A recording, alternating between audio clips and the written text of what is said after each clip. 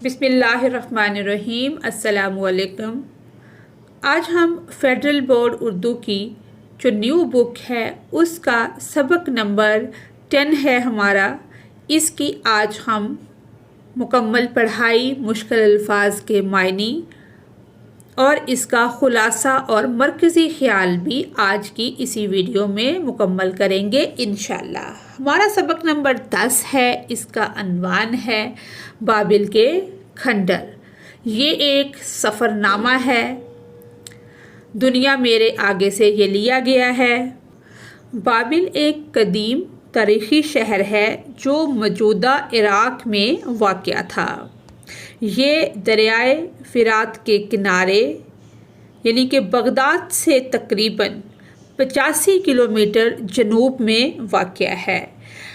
بابل دنیا کی قدیم ترین تہذیبوں میں سے ایک مرکز ہوا کرتا تھا، جو قدیم دنیا کے 7 عجائبات میں شامل تھے۔ یہ شہر تاریخ، مذاہب اور تہذیب میں انتہائی اہم مقام رکھتا ہے۔ یعنی کہ بابل ایک عظیم الشان اور بااثر سلطنت کا دارالحکومت تھا۔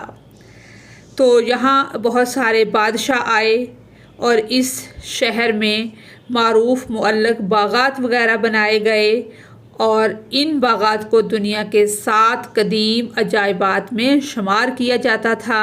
اور بابل نے علم نجوم، فلکیات، حساب اور قانون میں ترقی کی۔ بابل کا ذکر قرآن میں بھی آیا ہے۔ یہ ذکر سورۃ البقرہ کی آیت 102 میں ہے، جہاں پہ 2 فرشتے جو ہاروت و ماروت کا ذکر آیا ہے۔ تو ترجمہ کچھ یوں ہے: اور اس چیز کے پیچھے لگ گئے جو شیاطین حضرت سلیمان علیہ السلام کے عہد حکومت میں پڑھا کرتے تھے، حالانکہ سلیمان نے کبھی کفر نہیں کیا بلکہ شیاطین نے کفر کیا، اور وہ جو بابل میں 2 فرشتوں ہاروت اور ماروت پر اتارا گیا تھا۔ ایک اور آیت میں بھی بابل کو ایک مقام کے طور پر ذکر کیا گیا ہے کہ ہاروت و ماروت 2 فرشتے تھے جنہوں نے انسانوں کو جادو کی حقیقت سکھانے کے لیے اللہ تعالیٰ نے ان کو بھیجا تھا۔ اور فرشتوں کو بھیجنے کا مطلب ان کو آزمائے جانا تھا، کہ ایک آزمائش تھی کہ جس کا مطلب تھا کہ یہ کام جو ہے، جادو جو ہے، یہ سیکھو لیکن اس پہ عمل نہ کرو۔ اسلام میں بھی جادو سیکھنا اور استعمال کرنا حرام ہے۔ قرآن میں جادو کو کفر سے تشبیہ دی گئی ہے۔ یہ سارا واقعہ ہم اپنی پڑھائی میں بھی پڑھیں گے انشاءاللہ، جیسے ہی ہم اس کو پڑھتے ہیں تو اور بھی بہت ساری چیزیں ہمارے سامنے آئیں گی۔ یہ تھا انٹروڈکشن کہ بابل شہر جو ہے یہ کہاں واقع ہے اور کیوں اس کی اتنی اہمیت ہے۔ اب ہمارے خاص الفاظ ہیں، ان کے ہم معنی دیکھتے ہیں۔ پہلا لفظ ہے استخوان۔ اس کا مطلب ہوتا ہے ہڈیاں۔ آراستہ، سجا ہوا، سجایا ہوا۔ حشمت، شان و شوکت۔ رزمیے کا مطلب ہے جنگ کے جذبات ابھارنے والی نظمیں۔ سنجاب کا مطلب ہے قیمتی کپڑا۔ عظمت رفتہ، یہ رے جو ہے تھوڑا سا مٹا ہوا ہے کہ عظمت رفتہ کا مطلب ہے ماضی کی شان و شوکت۔ آئینی گواہ یا آئینی شاہدین بھی ہم کہتے ہیں کہ جس نے کوئی واقعہ اپنی آنکھوں سے دیکھا ہو اس کو کہا جاتا ہے۔ قانون دہندہ، قانون بنانے والا یا قانون دینے والا۔ محبوط الحواس، جو اپنے ہوش و حواس میں نہ ہو۔ نفیری کہتے ہیں موسیقی کے ایک آلے کو۔ آگے ہمارے سبق کو لکھنے والے یہ جو سفر نامہ ہے، یہ جمیل الدین عالی، جن کا اصل نام مرزا جمیل الدین احمد خان ہے، یہ دہلی میں پیدا ہوئے۔ انہوں نے اخبارات میں کالم نگاری کی۔ اس کے علاوہ سفر ناموں پر مشتمل کتابیں بھی انہوں نے لکھی ہیں اور ان کو صدارتی تمغہ برائے حسن کارکردگی بھی عطا ہوا، ہلال امتیاز سے بھی نوازا گیا۔ اور ان کی جو نثری تصانیف ہیں اس میں 2 سفر نامے ہیں، دنیا میرے آگے جو آج ہم پڑھیں گے، اور ایک ہے تماشا میرے آگے۔ یہاں سے ہماری پڑھائی شروع ہوتی ہے۔ پڑھنے سے پہلے ہمارے 2 سوال ہیں کہ سفر کے متعلق لکھے جانے والی تحریر کو کیا کہتے ہیں؟ اس کو جو سفر کے متعلق لکھی جاتی ہے اس کو سفر نامہ کہتے ہیں۔ اور عراق کا دارالحکومت کون سا شہر ہے؟ اس کا جواب ہے بغداد۔ اب ہم اپنی پڑھائی یہاں سے شروع کرتے ہیں کہ کوفے سے ہم بابل کی طرف چلے۔ ایک کچی سڑک پر کار تیزی سے مڑنے لگی۔ پتہ نہیں بابل کوفے سے کتنی دور ہے۔ موٹر سے کوئی 2 گھنٹے کا راستہ ہوگا۔ بغداد سے اس کا فاصلہ کوئی 45-50 میل ہے۔ میر صاحب، میں نے کہا یہ بابل جانے کا کیا طریقہ ہے؟ ارے بھائی، رتھ ہوتے۔ اس کا مطلب ہے کہ جیسے پہلے وقتوں میں لوگ سفر کیا کرتے تھے گھوڑوں کے اوپر، بگیوں کے اوپر، تو یہ وہ بات ہو رہی ہے کہ رتھ ہوتے جنہیں ساز و سامان سے آراستہ سفید گھوڑے بڑی شان کے ساتھ کھینچتے ہوئے چلتے۔ 1-2 منزل پڑاؤ ہوتا تاکہ راتوں کو مشعلیں کہ جیسے جہاں پہ چلنے والے جو قافلے ہوا کرتے تھے، پیادہ چلتے تھے لوگ، تو وہ کہیں نہ کہیں جب رات ہو جاتی تھی پڑاؤ کرتے تھے، وہاں پر روشنی اپنی چلاتے تھے، بیٹھتے تھے، باتیں کرتے تھے، انجوائے کرتے تھے۔ مشعلیں جلتی، شعرا اپنے کہ جو شاعر ہوتے تھے وہ رسمیے سناتے کہ جنگ کے جذبات کو ابھارنے والی نظمیں جو شاعر تھے، شعرا تھے، وہ سناتے۔ مغنی تانے لگاتے۔ مغنی تانے کا مطلب گانے والے، گلوکار، یعنی کہ تان موسیقی کی اصطلاح ہے۔ مطلب گانے میں آواز کا اتار چڑھاؤ، نغمے کا مخصوص حصہ جو مہارت سے گایا جاتا ہے۔ تانے لینا کا مطلب ہے گانے میں اونچی نیچی سریلی آوازیں نکالنا۔ اور مغنی تانے کا مجموعی مطلب جو ہے وہ گلوکار جو خوبصورت تانے لے رہا ہو، یعنی ایسا گانے والا جو راگ اور سر میں مہارت رکھتا ہو اور دل کو چھو لینے والا انداز ہو ان کا۔ اور صبح پھر نفیر، جو ہم نے پڑھا ہے کہ نفیری بجانے والا موسیقی کا آلہ ایک ہوتا ہے۔ نفیریوں کی کہ بہت سارے گانے والی جو آلات ہیں ان کی گونج میں سفر جاری ہو جاتا۔ ٹھیک کہتے ہو میرے بھائی، میر خلیل الرحمن ایک آہ بھر کر بولے، مگر افسوس کہ میں سارا دن رتھ میں کھڑے رہنے کی بجائے میں بیٹھ کر ہی مسافت طے کرنا بہتر سمجھتا ہوں، کہ میں اپنا سفر جو ہے وہ کھڑے ہونے کی بجائے بیٹھ کر کرنا زیادہ مناسب سمجھتا ہوں۔ دوسری مشکل یہ ہے کہ آج کل 10-5 رتھ بنانے کا آرڈر دے بھی دیا جائے تو کوئی کمپنی تیار نہیں ہوگی، اور سفید گھوڑے تو بالکل نایاب ہیں کہ وہ ملتے ہی نہیں۔ تم یہ بتاؤ کہ وہاں سیر کرو گے یا ان کھنڈروں پر، کہ ہم تو سیر کرنے جا رہے ہیں، نہ کہ کوئی نئی سلطنت قائم کرنے کی سوچ رہے ہو۔ بابل، جس کی قدامت اور عظمت کے بارے میں بے شمار کہانیاں، روایتیں، اندازے اور انکشافات کتاب مقدس کے اوراق سے لے کر ہیروڈوٹس یونانی سیاح، یہ ہیروڈوٹس جو ہے ایک یونانی مورخ تھا، اسے فادر آف ہسٹری، تاریخ کا باپ کہا جاتا ہے۔ اس نے 5ویں صدی قبل مسیح میں قدیم اقوام، خاص طور پر جو قدیم اقوام تھی، خاص طور پر یونان، فارس، مصر اور بابل کے بارے میں تفصیل سے لکھا ہے۔ اس کی مشہور کتاب کا نام ہے ہسٹوریز یہ انسانی جو تاریخ ہے اس کا پہلا منظم تاریخی ریکارڈ سمجھا جاتا ہے، جیسے عینی گواہوں اور 20ویں صدی کے جرمن ماہرین آثار قدیمہ کی کتابوں تک پھیلے ہوئے ہیں۔ بابل یہاں وہ کنواں تھا جس میں 2 فرشتوں ہاروت اور ماروت کو کسی گناہ کی پاداش میں یا کسی گناہ کی وجہ سے الٹا لٹکا دیا گیا تھا۔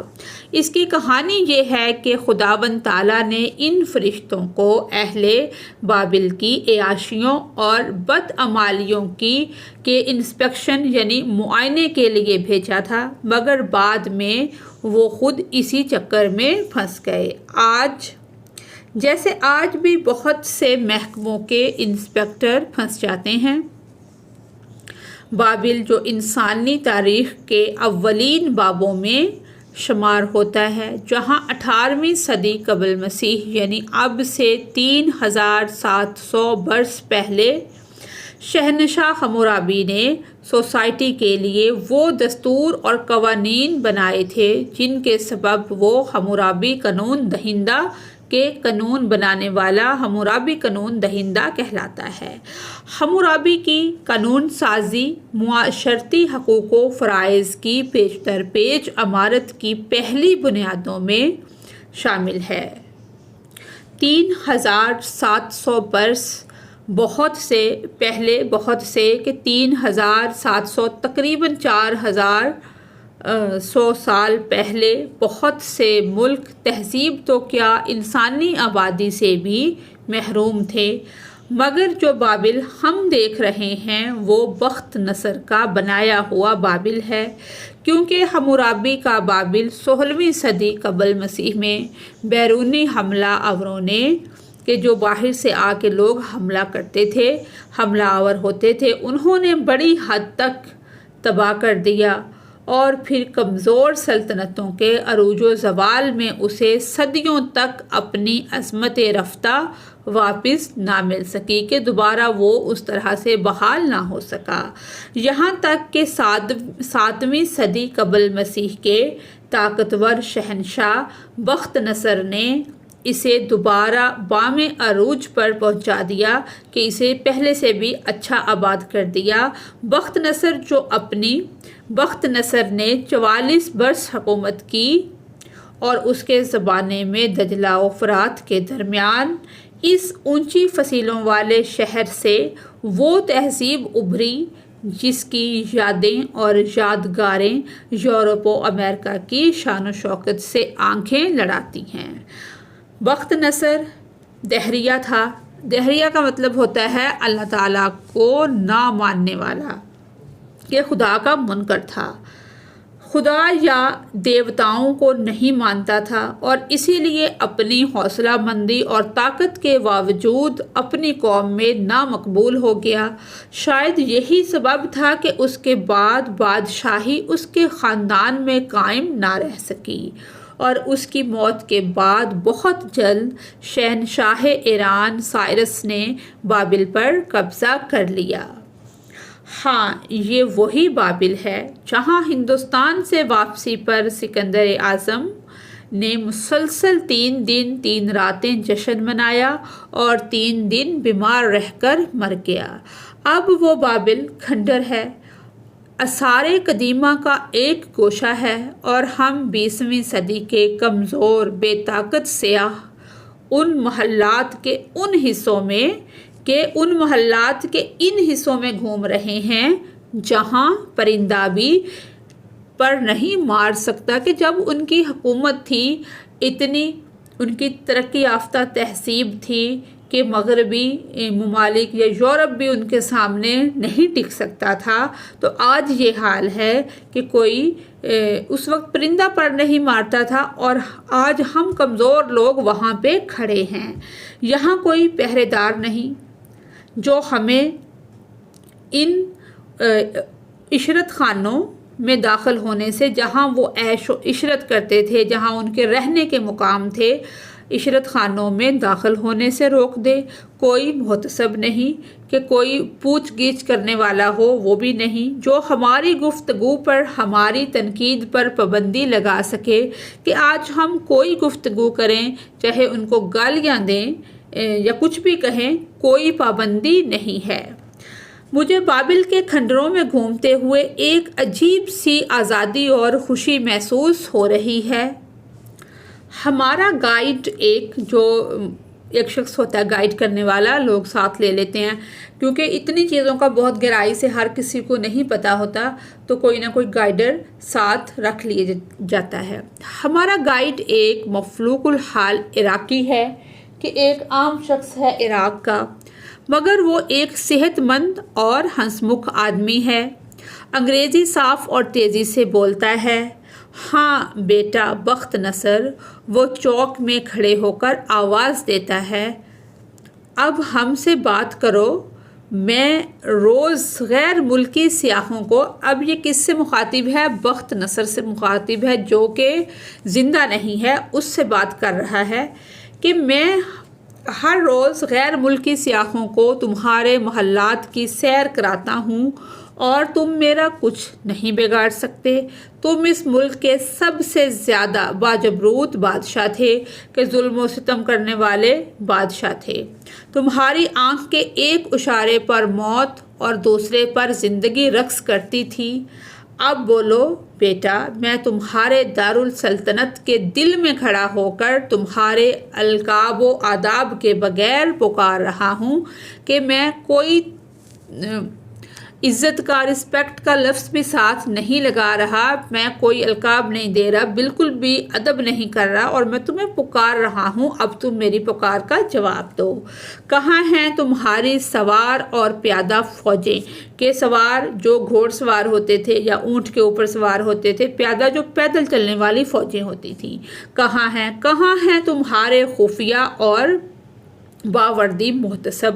کہ کچھ لوگ جس طرح سے ہم کہتے ہیں کہ یہ پولیس ہے لیکن سول وردی میں گھر کے کپڑوں میں گھوم رہی ہے، اس طرح کے جو وردی والے لوگ ہوتے ہیں اس سے تو پتہ چل جاتا ہے کہ یہ فلاں محکمے کا یا فلاں ادارے کا بندہ ہے، لیکن جو خفیہ ہوتے ہیں وہ اپنا روپ چینج کر کے، حلیہ بدل کے وہ گھومتے ہیں تاکہ چیزوں کے بارے میں پتہ لگایا جا سکے۔ تم ایک مطلق العنان شہنشاہ تھے، کہ مطلق العنان کا مطلب ہے کہ جو بادشاہت ہے وہ ہمیشہ اللہ کی ہے۔ جو اس طرح کے بادشاہ ہوتے ہیں وہ کہتے ہیں کہ ہم نے ہمیشہ ہی بادشاہت کرنی ہے، مگر تم مر گئے اور ختم ہو گئے، اور تمہارا جاہ و جلال اور دبدبہ، کہ جو تمہاری حشمت تھی، تمہارے ایک اشارے پہ لوگ اپنی جان قربان کر دیتے تھے، کہ جاہ و جلال تھا، غصہ تھا، دبدبہ تھا، وہ کہاں گیا؟ تمہارے ساتھ ختم ہو گیا۔ اور میں ایک چھوٹا آدمی ہوں مگر زندہ ہوں اور زندہ رہوں گا۔ میں عام آدمی ہوں، عامی ہوں، عام آدمی۔ تاریخ تم پر ہنستی ہے اور مجھ سے شرماتی ہے۔ بخت نصر کوئی جواب نہیں دیتا۔ اب مرا ہوا بندہ کیسے جواب دے سکتا ہے؟ کہ بخت نصر کوئی جواب نہیں دیتا، کسی سمت سے کوئی تیر نہیں چلتا جو اس کے سینے میں پیوست ہو جائے، کوئی تلوار، کوئی خنجر نہیں جو اس کی زبان قلم کر دے، کہ اس کی زبان کو کاٹ دے۔ یہ عراقی گائیڈ مخبوط الحواس صحیح، مگر اس کی زبان وقت کی زبان ہے جو کٹ نہیں سکتی۔ کہ ہم دیکھتے ہیں جب اتنا ظلم ہوتا ہے تو کوئی نہ کوئی بندہ ہے جو کھڑا ہوتا ہے جس کی زبان، جس کی عکاسی پورے معاشرے کی عکاسی بن جاتی ہے۔ آج وہ شہنشاہ جس کے نام سے عراق اور شام اور ایران کانپتے تھے، ایک معمولی سے گستاخ گائیڈ کا کچھ نہیں بگاڑ سکتے۔ ہاں موت سب کو آتی ہے، مگر وہ اچھی طرح یاد کیے جاتے ہیں جنہوں نے کچھ کام دوسروں کے لیے بھی کیا ہو۔ کل میں امام حسین رضی اللہ تعالی عنہ کی قتل گاہ بھی دیکھ آیا ہوں، کہ جہاں پر شہید کیا گیا تھا امام حسن اور حسین کو، جن کی موت اس طرح ہوئی تھی کہ ان کی لاش کو سینکڑوں گھوڑ سواروں نے تپتی ہوئی دھوپ میں روندا تھا، اور بخت نصر کی موت اس طرح ہوئی ہوگی کہ بے شمار فوجوں کے پیچھے سینکڑوں کنواریاں ریشمی لبادے پہنے خوشبوئیں لگائے میٹھی میٹھی آوازوں میں گیت گاتی ہوئی اس کا تابوت کھینچ کر سونے چاندی سے لپے ہوئے مندر میں لے گئی ہوں گی اور لاکھوں روپے اس کی آخری رسموں پر خرچ ہوئے ہوں گے، مگر میں امام حسین رضی اللہ تعالی عنہ کے مزار پر رویا اور روتا رہا اور بخت نصر کے محل پر مجھے ہنسی آئی، اور شاید یہ ہنسی عبرت کا ایک ذریعہ اظہار ہے۔ اونچے اونچے مکان تھے جن کے بڑے آج وہ تنگ گور میں ہیں پڑے، عطر مٹی کا جو نہ ملتے تھے نہ کبھی دھوپ میں نکلتے تھے، گردش چرخ سے ہلاک ہوئے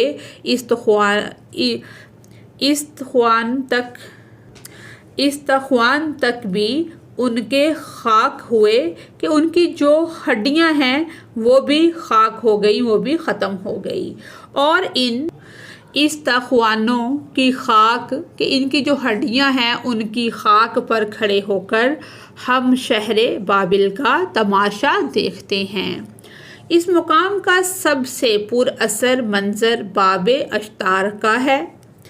اشتار گیٹ یا اردو کے چٹخارے میں اشتاری دروازہ، جو سرخی مائل پکی اینٹوں کا بنا ہوا کئی گز اونچا دروازہ ہے، گویا وسط شہر کے وسط میں درمیان میں ایک یادگار عمارت تھی جس کے بیچ میں سے ایک شاہراہ جلوس کوئی نصف میل تک آدھے میل تک سیدھی چلی جاتی ہے۔ دروازہ اشتار دیوی سے منسوب ہے۔ یہ دروازہ اسدہوں اور جوان بیلوں کی تصویروں سے کہ سانپ اور جو بیل ہوتے ہیں ان کی تصویروں سے مزین ہے، جو اینٹوں پر کھودی گئی ہیں۔ یہاں سے جو شاہراہ جلوس سامنے جاتی ہے اس کے دونوں طرف کی دیواروں پر ببر شیروں کے 120 نقوش کھود دیے گئے ہیں۔ خود باب اشتار پر ایک اندازے کے مطابق 550 اسدہوں کے سانپوں اور بیلوں کے نقوش بنائے گئے تھے۔ دروازے کے اوپر اس حصے پر جس کے قریب میں کھڑا تھا رنگ دار چمکیلی اینٹیں چسپاں تھیں کہ لگائی گئی تھیں۔ ان اینٹوں پر رنگ کی تہ چڑھائی گئی تھی جو 3500 برس گزر جانے پر بھی اسی طرح قائم ہے۔ تہذیب بابل پر تحقیق کرنے والوں نے سلطنت بابل و نینو کے سینکڑوں آثار ان گنت کتابوں میں مذکور کیے ہیں۔ یہ نینوا جو ہے یہ بھی ایک قدیم شہر ہے۔ یہ موجودہ عراق میں واقع تھا اور دریائے دجلہ کے کنارے آباد تھا۔ یہ شہر بھی اپنے علم و ثقافت اور تمدن کی وجہ سے مشہور تھا۔ یہ وہی علاقہ ہے جہاں حضرت یونس علیہ السلام کی قوم رہتی تھی، جو جانوروں اور انسان نما جانوروں کی تصویروں اور وضاحتی علامتوں سے کہ وضاحتی علامتیں ہیں ان پر اور جانوروں اور انسان نما جانوروں کی تصویریں بنی ہوئی ہیں، علامتوں سے پر ہیں۔ یہ علامتیں طرح طرح کے خوف و عزائم کی کہانیاں سناتی ہیں۔ یہ ہے اچھی طرح سے دیکھ لیں۔ باب اشتار کے جنوب مغرب میں شاہی محلات کا علاقہ ہے جو 13 ایکڑ زمین میں پھیلا ہوا تھا۔ ایک محل کے سامنے کھڑے ہو کر میں بڑی اطراحٹ کے مارے ادھر اشارہ کرتے ہوئے تصویر کھنچواتا ہوں اور بعد میں اسے اس چھپٹنے پر شرماتا ہوں۔ یہی وہ علاقہ ہے جہاں سے بابل کی دولت و حشمت کے غلغلے اس طرح اٹھے کہ ان کے ارتعاش آج بھی ہمارے ادب میں صاف سنائی دیتی ہے۔ یہ لفظ غلغلے نہیں غلغلے ہی ہے۔ اس کا مطلب ہے شور، ہنگامہ یا ایسی آوازیں جو چیخو پکار کی یا ہجوم کے شور سے پیدا ہوں۔ اور ارتعاش کا مطلب ہے، یہ لفظ جو ہے یہ عربی الاصل ہے کہ لرزش، کپکپاہٹ، ہلکی یا تیز تھر تھراہٹ۔ یہ شہر تقریباً 2500 برس قبل مسیح سے لے کر سکندر اعظم کے زمانے تک پوری ہم عصر اور بعد کی دنیا کے لیے ایک مرکزِ حیرت بنا رہا، کہ حیرت کا مرکز بنا رہا، جہاں اکادی رسم الخط اور طرز تحریر پیدا ہوا، جہاں دنیا کی پہلی انسائکلوپیڈیا ترتیب دی گئی، جہاں چھتوں پر باغ تھے، ہینگنگ گارڈن، جہاں سڑکیں ایک دوسرے کو سیدھی اس طرح کاٹتی تھی جیسے نیو یارک کی سڑکیں ایک دوسرے کو قطع کرتی ہوئی چلتی ہیں۔ اس وقت یورپ اور امریکہ میں بسنے والی قومیں شاید کھالیں پہن کر ستر پوشی کرتی ہوں گی، جب بابل کے صنعت کار ریشم و سنجاب کے ملبوسات تیار کر کے ہندوستان اور مصر بھیجتے تھے۔ تو یہ ہے بابل، سرخ پختہ اینٹوں اور نیلی اور زرد و چمکدار اینٹوں کا ویرانہ، بے شمار دیوی دیوتاؤں کا معبد، حمورابی اور بخت نصر اور سکندر اور سائرس کا بابل۔ ہاں، یہ بابل ہے جو کسی مورخ یا مبصر یا اہل دل کے الفاظ میں پہلے شہر عظیم تھا اور اب صحرائے عظیم ہو کر رہ گیا۔ اے آنکھوں والو، دیکھو اور عبرت پکڑو، دنیا میرے آگے۔ یعنی کہ اس میں بتایا یہی گیا ہے کہ دنیا میں جس چیز کو بھی عروج ہے اس کو زوال آنا ہے، انسان ہے اس نے فنا ہونا ہے، انسان بنا ہی مٹنے کے لیے ہے۔ ایک مقررہ وقت تک، جب تک اللہ تعالیٰ چاہتے ہیں، انسان دنیا میں آتے ہیں اور کام کرتے ہیں اور پھر چلے جاتے ہیں۔ ہر کسی نے فنا ہونا ہے، ہر کسی نے مرنا ہے۔ اس کا مطلب یہ ہے کہ دنیا میں آ کے آپ اپنے رب کو نہ بھول جاؤ کہ آخر دنیا بھی چھوڑ کر جانا ہے اور کسی کے سامنے ہم نے کھڑے ہونا ہے، اور جو ہم کرتے رہے ہیں دنیا میں اس کا ہمیں جواب دینا ہوگا، ہر صورت وہ بھی اللہ تعالیٰ کے سامنے کھڑے ہو کر۔ اب ہم اس سبق کا خلاصہ کرتے ہیں کہ سبق یا سفر نامہ جو ہے، بابل کے کھنڈر دنیا میرے آگے جمیل الدین عالی کا لکھا ہوا ایک سفر نامہ ہے، جس میں مصنف عراق کے شہر بابل کے تاریخی کھنڈرات کا مصنف نے دورہ کیا اور وہاں کے مناظر، آثار قدیمہ اور اپنے تاثرات کو خوبصورت انداز میں پیش کیا ہے۔ بابل قدیم ترین تہذیبوں میں سے ایک تہذیب تھی اور اس کے کھنڈر انسانی عظمت، زوال اور وقت کے بے رحم گزرنے کی علامت ہیں۔ مصنف بابل پہنچنے پر اس شہر کی عظمت رفتہ کو یاد کرتے ہیں۔ وہ بابل کی قدیم عمارتوں، اونچے برجوں اور تاریخی دیواروں کو دیکھ کر حیرت زدہ ہو جاتے ہیں۔ وہ اس بات پر افسوس کرتے ہیں کہ انسان نے جو شان و شوکت بنائی تھی آج وہ کھنڈر بن کر رہ گئی ہے۔ یہ وہ قدیم ترین اور عظیم الشان تہذیبوں میں سے ایک تھی جو اپنی ثقافت، علم، دولت، حکومت اور فن تعمیر کے لحاظ سے مشہور تھی۔ مصنف جب ان کھنڈرات تک پہنچتے تو وہاں کے ویران، سنسان اور خاموش مناظر دیکھ کر ان کے دل پر گہرا اثر ہوتا ہے کہ دنیا وہ جگہ ہے جہاں پر فرشتے بھی انصاف نہ کر سکے، جیسے ہاروت اور ماروت، جن کو اللہ تعالیٰ نے کسی گناہ کی پاداش میں الٹا لٹکا دیا تھا۔ حمورابی کا عروج و زوال، بخت نصر کا حکومت کرنا اور جہاں ہندوستان سے واپسی پر سکندر اعظم نے مسلسل 3 دن 3 راتیں جشن منایا اور 3 دن بیمار رہ کر مر گیا، اور اب 20ویں صدی کے کمزور بے طاقت سیاح ان محلات کے ان حصوں میں گھوم رہے ہیں جہاں پرندہ بھی پر نہیں مار سکتا تھا۔ بادشاہ ایران کا ہو، عراق یا شام یا دنیا بھر کا بادشاہ ہو، موت سب کو آنی ہے۔